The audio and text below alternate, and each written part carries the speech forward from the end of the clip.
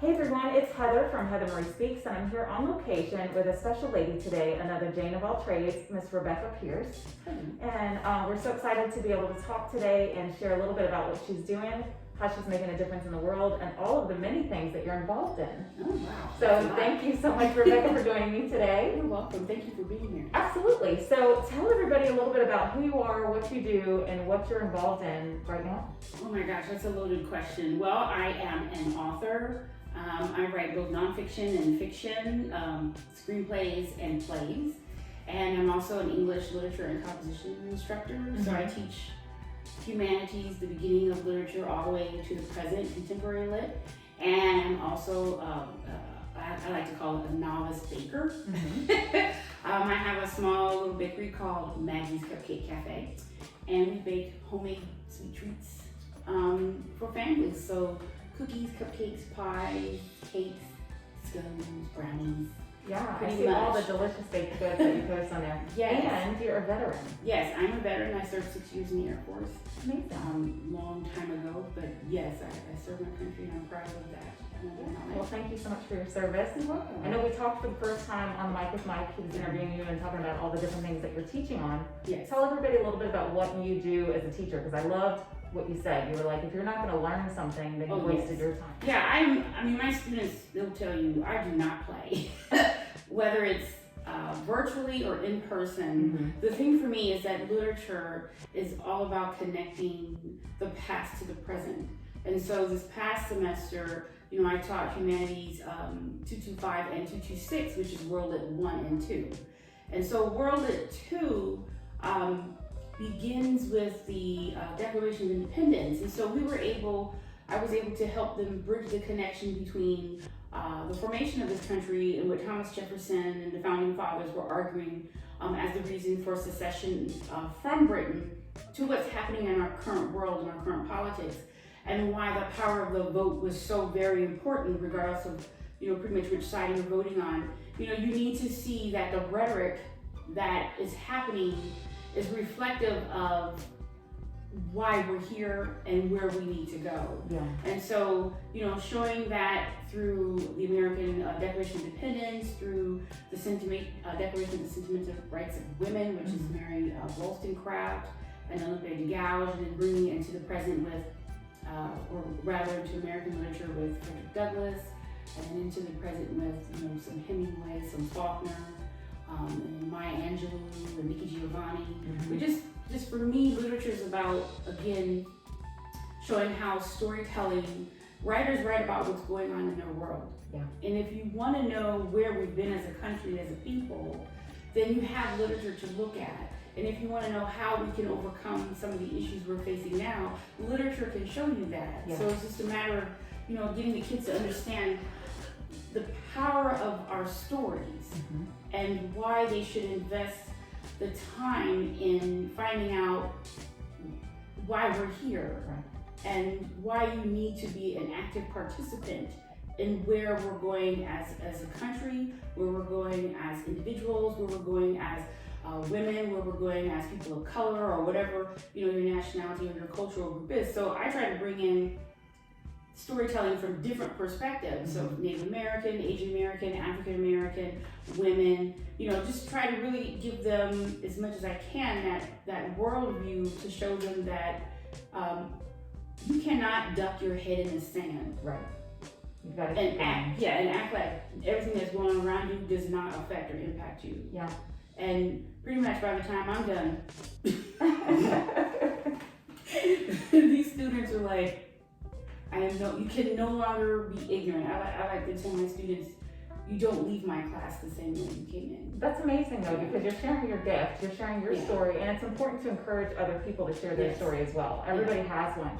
I loved when I did my research on you, I found that you and I have a lot of similarities. Yes. We've got some different things that we do on the side, and our side hustle, I say. Yes. But we're both survivors of domestic violence. Yes. I loved one of your books that you published. It's called I Love Me More. Right. Tell me a little bit about that. So I published that in 2019, and you know, I talk about how in that book, my journey through abuse really began with abandonment. And that started when I was 12, when our father decided that he no longer wanted to be part of the family. And ironically, he left us. He chose to leave us on Christmas Day. Oh gosh. You know, when I was 12. And so I spent, you know, I talk about in the book how, you know, his parting words to me at both 12 and 16, because he would be in and out of our lives from that point on, was, you're never going to be anything. You're just like your mother.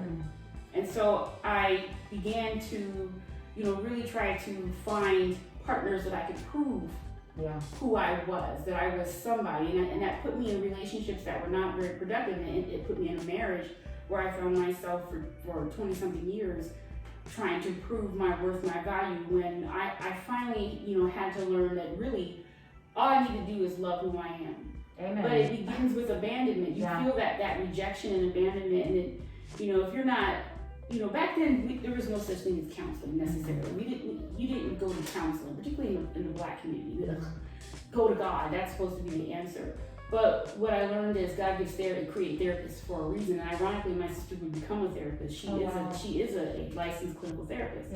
And so I realized that I had a lot of baggage that I brought to that relationship. I owned the role that I played in the demise of that relationship, because I was not honest about who I was, because I had no idea really who I was.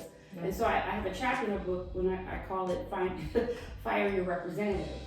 And I talk to young girls and my girls in my classes about this, how, you know, we're looking for mates, because we're made to be with someone. We're not made to be alone. The problem is that we put on the best everything: hair, lips, makeup, dress, shoes, everything. And we go out, but who's going out is not the real you, it's your representative. And so when your representative attracts the mate thinks he or she is getting XYZ. And then when you get to the marriage, or when you know, the day after the wedding, the real you shows up. And that's so good for not just women, but for men out there too. It's like, for everybody, yes. Recognizing that, you know, I was not truthful in what I wanted, and what I thought I wanted, and who I was. And so I spent, you know, 18 years married, 24 years with this individual, you know, not being authentic. And so the book it was my hope that in telling my story, beginning with being left at 12 and, you know, finding, you know, being raised by a single mother with predators all over the place. You know, these men, they prey on single moms with daughters in particular. And then, you know, going into the military, like I said, I'm proud of my service, but the biggest predators in the world are there. And they wait for young women like me who are, you know, in other words, looking for a father, looking for that love. And so I had to, you know, my first experience with sexual assault and sexual harassment was there in the U.S. military. You know, but I had seen assault, and I had, you know, had heard of, you know, some of these issues, but I didn't really get a taste of it until I became a part of that, a witness to that. And so I, you know, finding my voice through all that, it really wasn't until I decided to leave in 2017 that I really figured out, you know, all along it wasn't about finding someone to love me. It was about loving me. And I talk about that a lot. I'm a huge advocate for mental health awareness. I share my story because the same thing that you said, when we share our story, what we go through, it helps you grow through it and helps other people. But I loved being able to, like I said, just do a little bit of research about what you've done, because your story can help so many people. And that's why I tell it. And being self-aware and catching that self. I know you said Maya Angelou, she's one of my favorite authors. I've got Still I Rise on my wrist. My arm, and I've got Know Your Worth on my wrist. It's something that I had to remind myself. And you've got to check yourself before you can help anybody else. And as a matter of fact, my favorite quote from her that's in the book, and I almost always open up many of my presentations with, is, I can be changed by what happens to me. I refuse to be reduced by it. And so it's like, how do you not let the trauma reduce you to the point where you make decisions that's crippling to your spiritual, financial, emotional, and physical well-being. And that's really hard. Becoming self-aware requires that you really confront ego. And that's hard for a lot of people, because humility. But you also have to face the part, like I said, the role that you play. And for some people, that's very painful. It's too painful. They feel like they're going to die, which is not going to happen. But it is such a strong it is an overpowering feeling to confront that I made mistakes. I made these decisions that has brought me here. I created this life. Right. What part of the equation is yours? Yes, and until you can own that and recognize what has happened to you, recognize your trauma, and then seek professional help for it, as well as spiritual help. Yeah. Right? Seek those mechanisms, those things that are there to help you. Yeah. You know, you'll keep repeating the same problem. So for a lot of people out there who keep going through the same, I always get this kind of man. Why do I attract this kind of man or this kind of woman? It's because you haven't learned the lesson. Right. Because you haven't accepted, what's happening, and you really have to confront that and say, okay, the question isn't why me. Right. The question is, what's the lesson? Exactly. And I always say too, you have to be balanced in your mind, body, and soul. But I say that God will continue to give you that same test until you get it right. Oh, until you get it right, He will hammer you. And I like to. One of the ways I always describe it is, God begins to talk to you. I'm very spiritual, so I cannot not speak. Yeah. Without the talking same way. about God, right? So God begins to speak to you in small whispers. Yeah. And the more you try to run from it, the louder it gets. Yeah. Until finally He drops the bomb on you. And I've had the bomb dropped too many times to the point where it's just like, Pavlov's theory, the ringing of the bell for the dog. I don't want the bomb dropped on me anymore. Wow. So I try to pay attention, and no matter, how painful it is, ladies, you don't want that man. He's not the one. Yeah. You have to learn how to walk away from it because it is not for you. Yeah, absolutely. Right? We pick. I, like a lot of women, picked a mate because I didn't want to lie in that bed alone. Right. And that's what we do. We don't, because we don't want to be alone.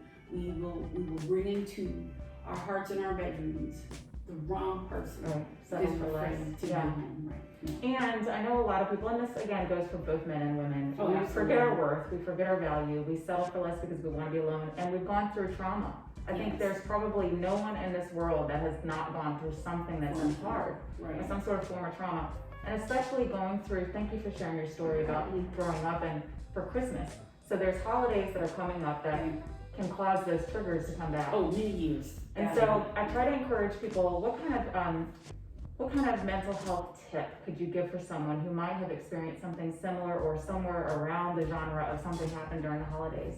That you can encourage someone to cope in a healthy way that might have a trigger come up this holiday season? Well, for me, journaling. Yeah. I mean, I'm a writer, so I'm going to journal. And trauma is powerful. And for years, I just could not stand the holidays.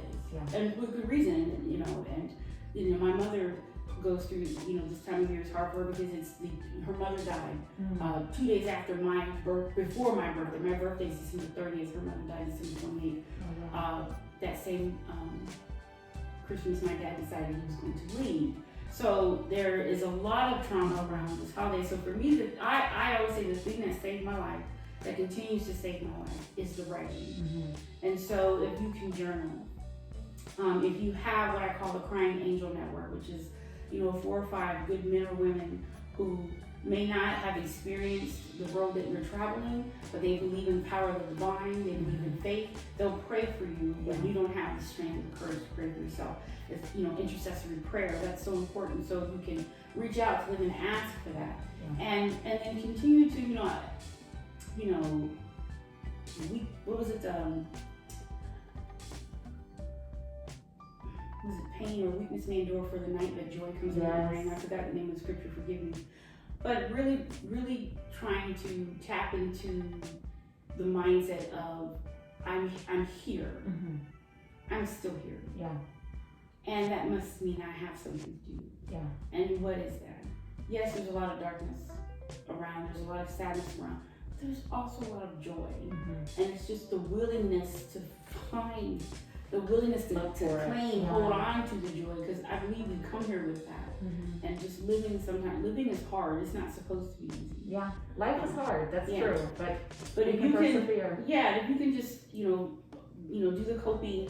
Again, if you have a therapist, speak with that therapist. They can give you more coping skills, coping techniques you can use. But journaling, that Crying Angel Network, If you love movies, watch your favorite movie. I was watching mine last night, last holiday, Queen Latifah. That's my movie, right? And that is my movie. And then Polar Express. I mean, I love the Polar Express. Yeah. Right? And just and try to do that because I know it's hard. It's extremely difficult. Mm-hmm. But you're going to be okay. Mm-hmm. You have to want to be okay. Yeah. And go for the things that are going to help you be okay. Yeah, absolutely. It's easy to give in. It's hard to fight. Yeah, and using your gifts and talents to bless others, always blesses you in return. Always. Always blesses you in return. So I love that you're doing so many different things to kind of put it out there in the world and make a difference. We're sitting in front of a very colorful mural behind us. Thank you so much for having us in your home today. Oh, you're welcome. Tell me a little bit about what this is behind us. Well, I don't even know. But I'll tell you, it's the reason why I picked the house. Yeah. I walked in and I love art. Yeah. You know, and I saw it and I was like, well, I don't know what it is or who did it, but I love it and I want it. So this was here when you got here? It was here when we got here. And we've been here 3 years and I just, you know, I would like to get it touched up. So if you're an artist out there, you know how to touch up. I think this is chalk. Colored chalk. Yeah. But I love the colors. I thought I brought the house to life. And that's another thing, seeking out color. Yes. You know, if you could do that in your life, there's just something about vibrant colors that just really, you know, helps the spirit come to life. And so every time people come over, everybody's drawn to the artwork. Yeah. It's just the color, you know, and I guess, you know, if we really wanted to do Yargo in teacher mode, if you wanted to do an artistic literary analysis. Right. I know, there's a lot of the different images that are here. Where's my friend Karen Steele, art teacher at JSAR? She knows all about art. Well, I see Michelangelo's hands. Oh, yes. You see hands reaching out for one another. Yeah. You see the sun, you know, the symbolic eye. You got all kinds of different things in here. And just, you know, I love art. Yeah, I love art. And, you know, I'm an amateur artist, but I am just drawn to beautiful artwork. Well, it is amazing, and I think each of us, God actually calls us all a piece of work, an artwork, masterpiece, and so each of us have different gifts and talents that are inside of us. Continue to find them, shine bright this year. Do something that's going to make not only you feel better, but other people in the world feel better. Right. So I know that the phrase Google me, they can definitely Google you and find you. Absolutely. How can they find you on social media and follow you? Well, I'm all over social media. I mean, if you just put in my name, Rebekah with a K-A-H. Mm-hmm. Yes, it's spelled differently. Actually, it's the original spelling. It's from scripture. Oh, okay. I love that. But I mean, I'm on Facebook. I'm on Twitter, LinkedIn, Instagram. Pretty much all of it. Rebekah Lynn Pierce or Rebekah Pierce or Maggie's Cupcake Cafe or my company that heads up all of that, which is RLP Productions. Okay. You know, you could Google that and you'll find me. But I'm pretty much available. I'm out there as well as the Pierce Agency. If you see that, that's also me as well. That's awesome. Well, thank you for all the things that you're doing. If you guys are out there, where can they find this book, I Love Me More? Well, you can find it on Amazon or go to my website. I might be giving away, this is my birthday month, so I've been giving away a gift a week. And I love that. Next week is the big 4/8, so I'm going to be giving away a copy of I Love Me More. That's going to be my gift to someone who follows me next. I love that. Well, thank you for being a Community Spotlight before the holidays. Thank you guys so much for watching us. Until next time for the next Community Spotlight, I wish you a very Merry Christmas, Happy Holidays, Happy New Year, and until next time, we'll talk to you soon. Thank you, Rebekah.